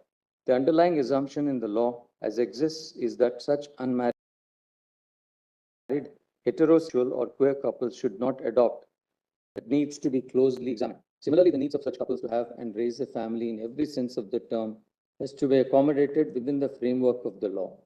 The existing state of affairs which permits single individuals to adopt and later live as a couple in exercise of their choice, in effect deprives the children of such relationships various legal and social benefits which are otherwise available, given the objective of to a married couple. In other words, given the objective of Section 57, the state as parens patriae needs to explore every possibility and not rule out any policy or legislative choice to ensure the maximum welfare and benefits reach the largest number of children in need of safe and secure homes with a promise for their fullest development.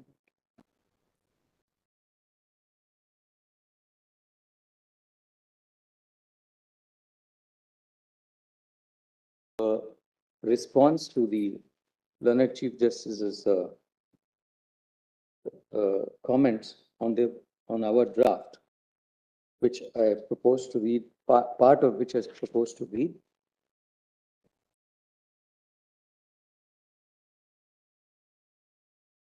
This court's observations with respect to the learned Chief Justice's reasoning centered around the enunciation of the bouquet of rights emanating from various provisions and locating an obligation has to be seen in the backdrop of the unanimous view of this court that the fundamental right to marry is not found within the Constitution. Therefore, it is our considered opinion that to create an overarching obligation upon the state to facilitate through policies the fuller enjoyment of rights under Articles 19 and 25 is not rooted in any past decision or jurisprudence. That queer couples have the right to exercise their choice, cohabit and live without disturbance is incontestable. In the same way that they are owed protection against any threat is the natural corollary of their right under Article 21. Consider in this context also the nature of relief sought and the positive obligation fashioned. Whilst there are innumerable judgments on the positive contents of the rights under Article 21, there are countless judgments that insist upon the separation of powers when it comes to matters of policy and the courts not being the appropriate forum for adjudication of the same. The polycentric nature of this issue is compelling.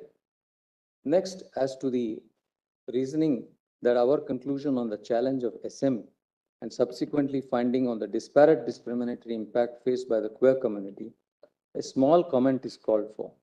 The section discussing the provisions of the SMA and the challenge to its validity was based upon whether it violated the Constitution on the ground of impermissible classification under Article 14, for which the object of the Act to facilitate marriage between interfaith couples, wherein at the time marriage or even a couple only denoted heterosexual couples in the light of same-sex relationships being criminalized, and its provisions are relevant factors. Classification involves differentiation. Further, this court has discussed how underclassification per se does not warrant invalidation. In contrast, in the later segment on discriminatory impact, the issue that this court was considering was not reasonable classification, but impact upon queer couples through neutral laws or regulations that they encounter in their everyday lives, the purpose of which or even their substantive provisions have nothing to do with marriage. It is rather to confer other benefits, many of which are earned or accrued on account of individual skill. Yet the framing of these benefits or their intended beneficiaries were articulated in terms of entitlement to families or spouses, tends to exclude from its ambit queer couples. When such queer couples are entitled to benefits wherever they fulfill other eligibility criteria, it is the disparate impact of these neutral laws in the disbursement of entitlements or benefits which is seen through the effect or impact lens.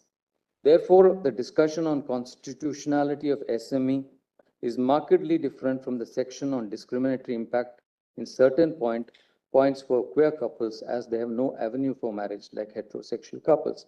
In the latter, the impact of various laws were pointed as starting point for the state to take remedial action.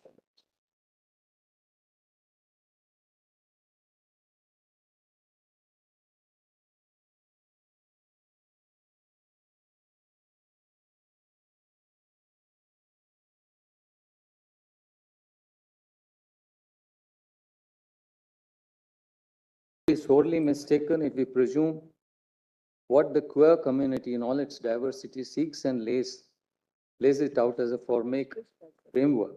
Many may welcome civil unions as a pragmatic first step, while some may find it yet to be another inequitable solution to the feeling of exclusion that persists in society against this community, and one which simply repackages the stigmatization felt.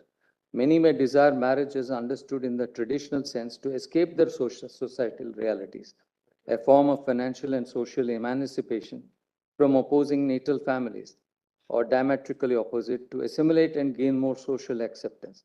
Yet others may, as a result of their experience, reject altogether the institution of marriage and all the social obligations and associations that come with it, but still want protection of their rights. Certainly, what the former group may want does not hamper or hinder the latter in any manner, for it is a choice that they seek. That the state should facilitate this choice for those who wish to exercise it is an outcome that the community may agree upon. Yet the modalities of how it should play out, what it will entail, are facets that the state, here the legislature and the executive, needs to exercise its powers in furtherance of.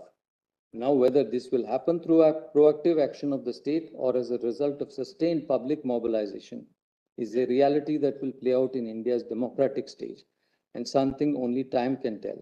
The state may choose from a number of policy outcomes. They may make all marriage and family related laws gender neutral, or may create a separate SMA-like statute in gender neutral terms to give the queer community an avenue for marriage. They may pass an act creating civil unions or a domestic partnership, among the many other alternatives. Another consequence may be that rather than the union, the state legislature takes actions or enacts law. What is, however, certain is that in question of such polycentric nature, whether social or political, the court must exercise restraint and defer to the wisdom of the other branches of the state, which can undertake wide-scale public consultation, consensus building, and reflect the will of the people and be in their best interest. If as a result of this, a law is enacted that undermines or violates the constitutionally protected rights of an individual, no matter how minuscule, their right to seek redressal from this court is guaranteed. That the petitioners seek what many of us may deem to be normal or accepted next step in the life upon attaining certain age a certain age and perhaps take for granted is not lost on us. Their desire for social acceptability in the manner that has been historically known, through the social recognition that marriage affords, and the lack of which causes them the feeling of exclusion and hurt, is one that, as individuals, especially donning the robes of justice, we can certainly have deep empathy with. However, we are deeply conscious that no matter how much we empathize with the outcome sought, the means to arriving at such a destination must be also legally sound and keep intact the grand architecture of our constitutional scheme. If we throw caution to the wind, we stand at the risk of paving the way, wherein each brick may feel justified to untold consequences that we could not have contemplated. While molding relief as a code, we must be cognizant that despite being empowered to see the capabilities of the law in its grand and majestic formulation, we must not be led aground because we are blinded by its glow. Now I pass on to read the conclusions and the final directions that we have summarized. The court hereby summarizes its conclusions and directions as follows. There is no unqualified right to marriage except that recognized by statute, including the space left by custom. 2, an entitlement to legal recognition of the right to union, akin to marriage or civil union, or conferring legal status upon the parties to the relationship can be only through enacted law. A sequitur of this is that the court cannot enjoin or direct the creation of such a regulatory framework, resulting in legal status. The finding in 1 and 2 should not be read as to preclude queer persons from celebrating their commitment to each other or relationship in whichever way they wish within the social realm. Previous judgments of this court have established that queer couples have a right to union or relationship, be it mental, emotional, or sexual, flowing from the right to privacy, right to choice, and autonomy. This does not, however, extend the right to claim a legal entitlement to any legal status for the said union or relationship. The challenge to SMA on the ground of underclassification is not made out. Equality and non-discrimination are basic foundational rights.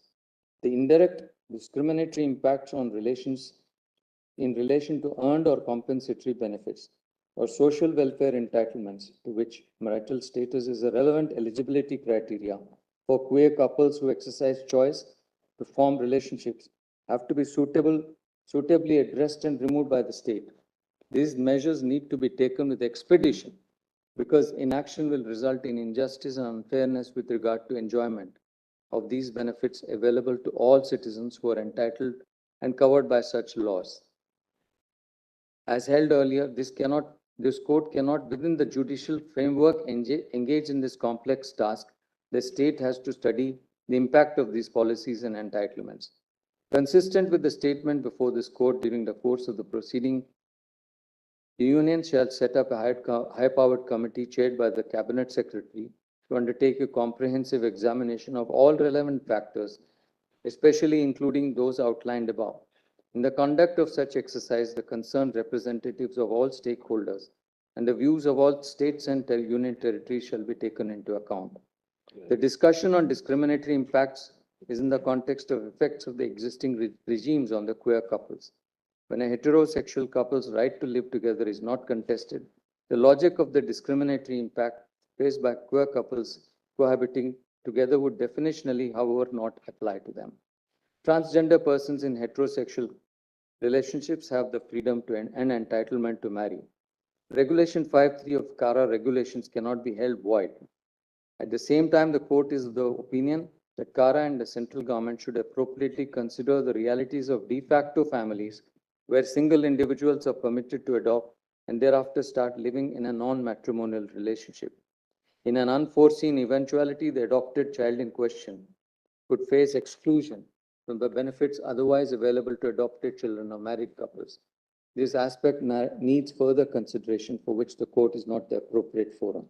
Furthermore, the state shall ensure, consistent with the previous judgments of this court, that the choice exercised by the queer and LGBTQ couples to cohabit is not interfered with, and they do not face any threat of violence or coercion. All necessary steps and measures in this regard shall be taken. The respondent shall take suitable steps also to ensure that queer couples and transgender couples are not subjected to any involuntary medical or surgical treatment. The above directions are in relation to transgender persons are to be read as part of and not in any manner whittling down the directions in NALSA, supra, so far as they apply to transgender persons. The directions are disposed of in the above terms.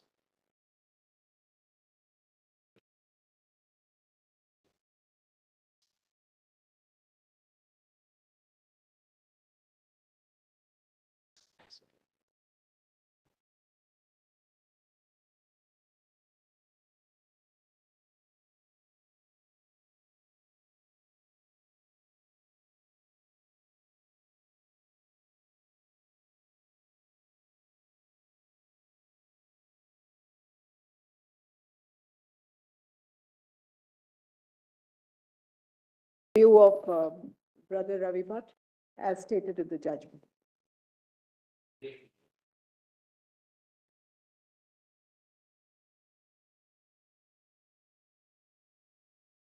I am conscious of the ordeals that arise from multiplicity of judicial opinions in cases involving constitutional questions.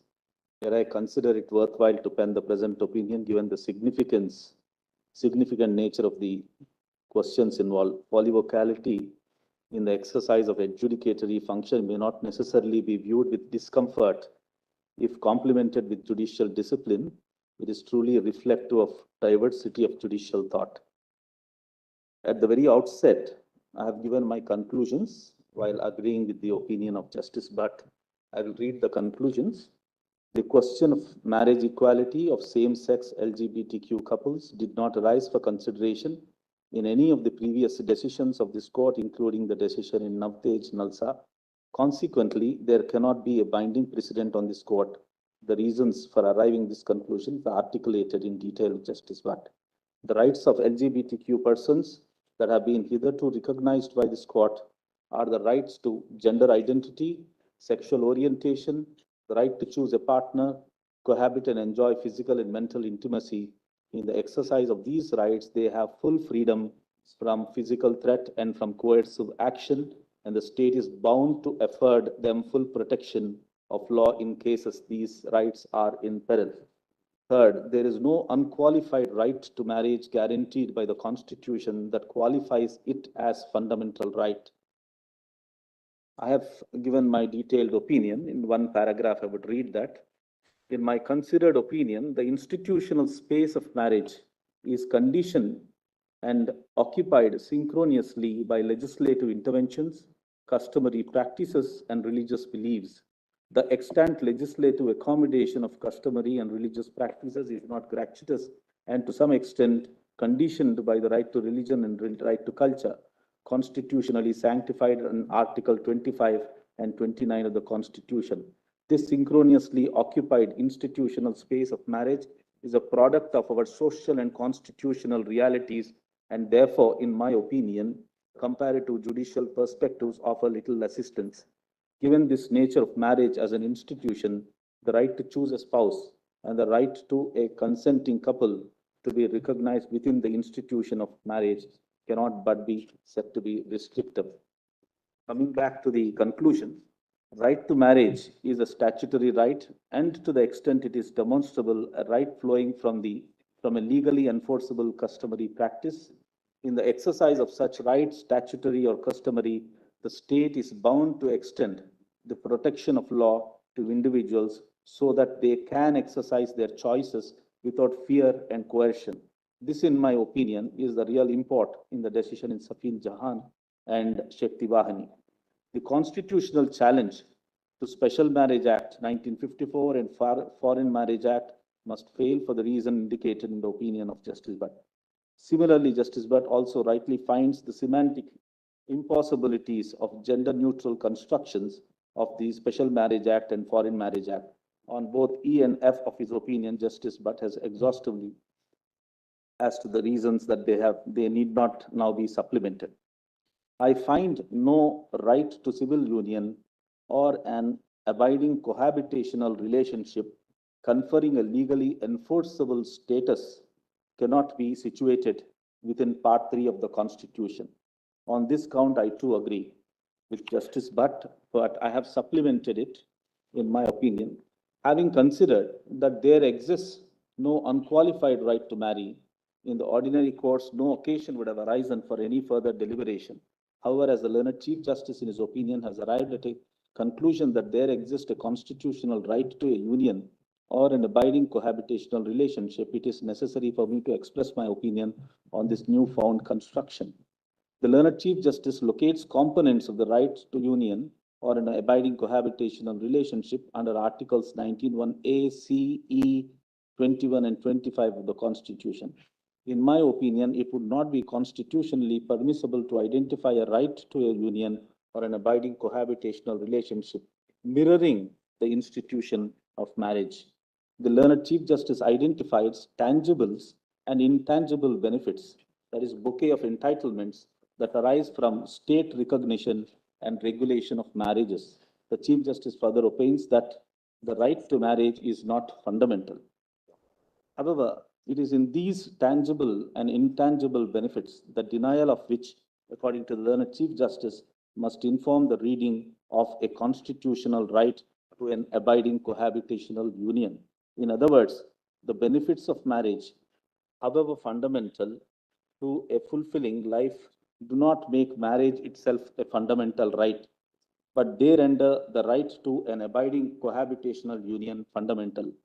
I find it difficult to reconcile these two principles. I finally conclude, I will read the last two.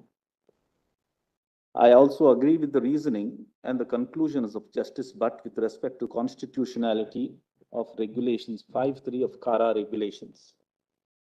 I have concluded with what I strongly feel. I am not oblivious to the concerns of LGBTQ partners with respect to denial of access to certain benefits and privileges that are otherwise available only to married couple. The general statutory scheme for the following benefits, gratuitous or earned, property or compensation, leave or compassionate appointment, proceed on a certain definitional understanding of partner, dependent, caregiver, and family. In that definitional understanding, it is no doubt true that certain classes of individuals, same-sex partners, live-in relationship, and non-intimate caregivers, including siblings, are left out. The impact of some of these definitions is iniquitous and sometimes discriminatory. The policy considerations and legislative frameworks underlining these definitional contexts are too diverse and to be captured and evaluated within a singular judicial proceedings.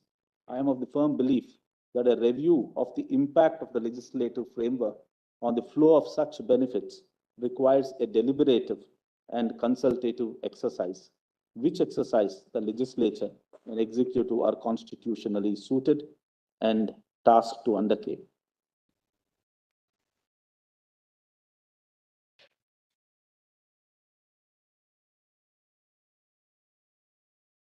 Thank you very much for this. Thank you.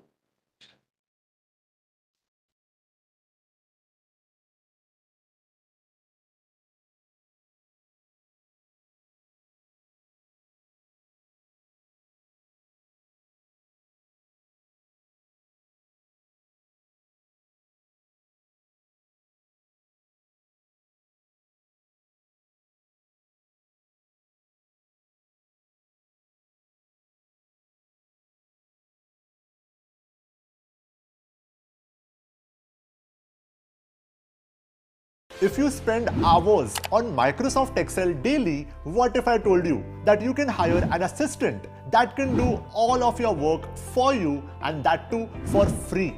Sounds too good to be true? Well, that is 100% possible by integrating ChatGPT and AI within Microsoft Excel. Using AI, you can now master 174 Excel formulas without having to remember any of it. you can now create all your Excel reports, that too in less than 60 seconds, and you can automate all of your work by creating your own macros without having any coding knowledge required. Plus, much more. If you want to learn how to integrate ChatGPT and AI in your Microsoft Excel software, I invite you to join me in my certified 3-hour ChatGPT in Advanced Excel workshop. Hi, my name is Jatan Shah. I'm a Microsoft certified official trainer and an Excel expert. In this workshop, you will learn how to use ChatGPT and AI within Microsoft Excel to write formulas, create reports, analyze your data, and automate your work to work 10 times faster. This will help you easily get a 40% plus salary appraisal this year, as you would be able to finish all of your work in 1/10 the time. All of this at just rupees 299 today. And the best part is, if you register before tonight, I'm also giving you bonuses worth rupees 16,500 for absolutely free. So click on the link below and reserve your seat right now. I will see you inside the workshop.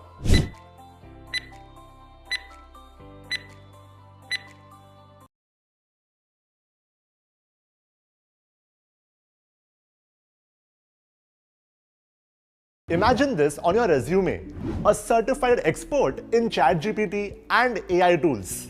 Sounds impressive, right? It can be your reality. In 2023, when thousands of people are getting fired from their jobs and getting replaced by AI, the AI experts who have mastered ChatGPT and AI tools are getting a salary hike of up to 3 times and faster promotions. If you are someone who finds it difficult to use AI tools or use ChatGPT to its full potential, I invite you to join me in my 3-hour certified ChatGPT and AI tools workshop. Hi, my name is Jatan Shah. I'm a certified trainer by Microsoft, which is the biggest investor of ChatGPT. I'm also the CEO of Skill Nation, where we have already helped over 24,000 job professionals just like you master AI tools. In my AI workshop, you will learn how to leverage ChatGPT by giving advanced prompts and learn how to use many AI tools specifically for your work to become 10 times more productive. All of this at just rupees 9 today. And the best part is, if you register before tonight, I'm also giving you bonuses worth rupees 12,500 for absolutely free. So click on the link below to reserve your seat, and I will see you inside the workshop.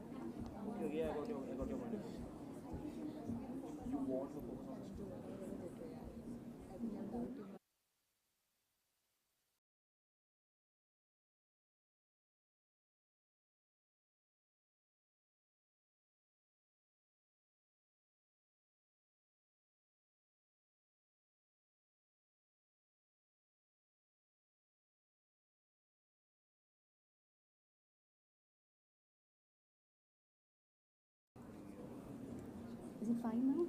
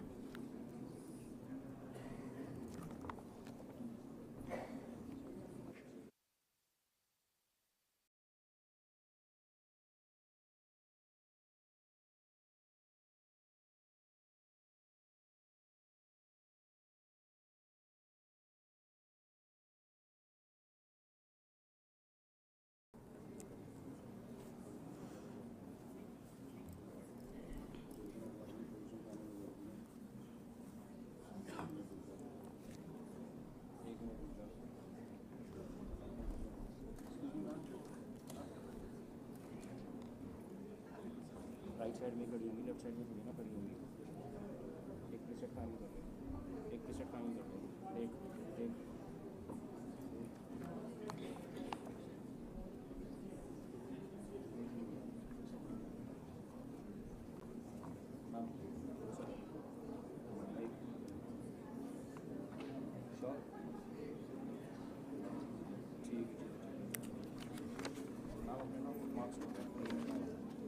हाँ, ये बनी हुई ना line, इस line के साथ